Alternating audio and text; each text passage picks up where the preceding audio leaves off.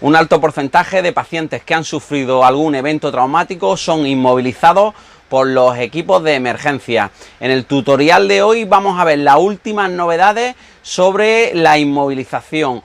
Hoy en Prehospital TV, restricción de movimiento espinal. No os mováis, que comenzamos.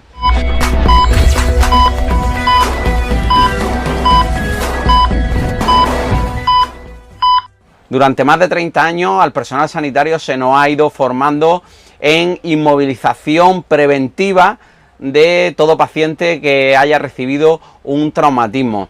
En el 2018 se forma un consenso avalado por los más prestigiosos expertos en trauma prehospitalario, en el que pasamos de un término antiguo de inmovilización al término nuevo que se llama restricción de movimiento espinal, en el que nuestro paciente tiene que cumplir una serie de puntos o criterios para ser inmovilizado.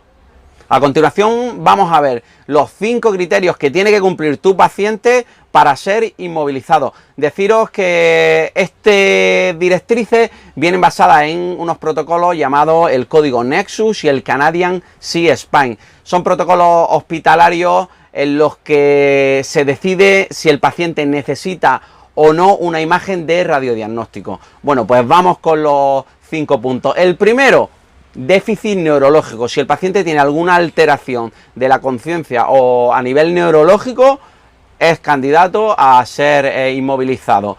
Dolor o alteración en la columna.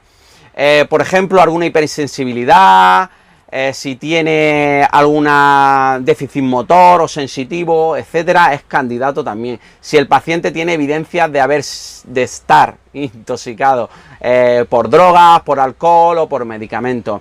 Si hay la presencia de alguna lesión distractoria que le impida apreciar si le duele el cuello o tiene algún problema en la columna. Por ejemplo, un paciente con una lesión de fémur, una fractura de fémur, pues posiblemente el dolor del fémur no le va a dejar muy bien dilucidar si le duele el cuello o no. A eso se refiere con lesión distractoria. Luego, incapacidad de comunicarse. Si tenemos un paciente de una edad muy pequeña o un señor mayor o que tiene problemas con el habla, incluso problemas con el idioma. Bueno, pues estos serían los 5 criterios. Si cumple uno de ellos, el paciente debe ser inmovilizado. Pero si no cumple ninguno de ellos, el paciente no cumple criterios de inmovilización. El mecanismo de lesión no se considera por sí solo criterio para realizar una inmovilización, ya que tiene que ir acompañado de una valoración de la columna en busca de problemas o alteraciones sensitivas, motoras, alguna deformidad y algunos signos y síntomas que nos indiquen una evidencia de posible lesión medular.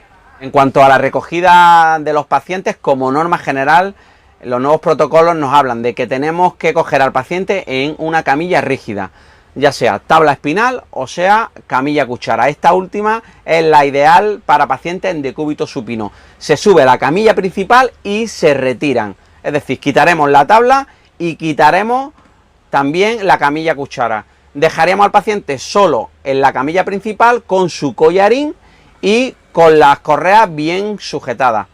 En cuanto al tema de la inmovilización lateral, el manual lo deja un poco a la opinión del proveedor de cuidado. Nosotros apostamos por dejar puesto la dama de Elche y fijarlo con unas vendas o unas cintas adhesivas. La otra opción sería mantener un control cervical lateral durante el traslado. En traslados cortos de menos de 30 minutos, como norma general, trasladaremos al paciente con collarín sobre la camilla principal, con las correas ajustadas y la inmovilización lateral a opinión del proveedor. Como norma opcional, también entra en el protocolo hacerlo por este orden. Primero, con camilla de cuchara, con su collarín, su inmovilización de correa y su dama de Elche. Y como segunda opción, también se podría hacer con un tablero espinal, siempre acolchado debajo de la cabeza y, en el caso de los niños, debajo de los hombros. En los traslados de más de 30 minutos, como norma general, se llevará al paciente con collarín sobre la camilla principal y ajustando las correas. La inmovilización lateral, como antes hemos dicho, queda a opinión del proveedor. Y como opción se puede utilizar la camilla cuchara con collarín y dama de leche. No olvidéis que en pacientes que tengan signos claros de lesión medular hay que hacer el traslado siempre en colchón de vacío.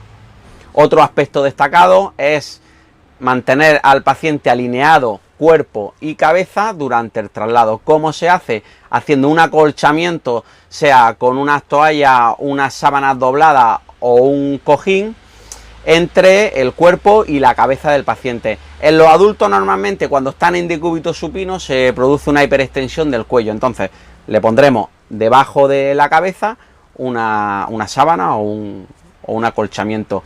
En los niños normalmente en proporción la cabeza es más grande del cuerpo y se produce una hiperflexión del cuello. Por lo tanto, para evitar eso y alinear al niño, vamos a meterle debajo del tronco también un acolchamiento. Esto va a permitir que los pacientes vayan totalmente alineados. Para terminar el tutorial y como conclusión, deciros que no se debe de abusar de la inmovilización de pacientes traumáticos que no esté indicada. Hay varios estudios que nos hablan de los perjuicios que puede desencadenar dicha inmovilización. Así que, bueno, tenemos que tener una inmovilización juiciosa que se ajuste a los criterios y no como medida preventiva. Pues muchísimas gracias, espero que os haya gustado estas novedades que os hemos traído en cuanto a la inmovilización. Recordaros que la hemos sacado de los manuales de PHTLS de la 9ª edición y del consenso del 2018 de expertos en trauma prehospitalario. Como siempre, daros las gracias por seguirnos. Tenéis que suscribiros a nuestro canal, compartir el tutorial si os ha gustado y como siempre, darle a la campanita. Chao.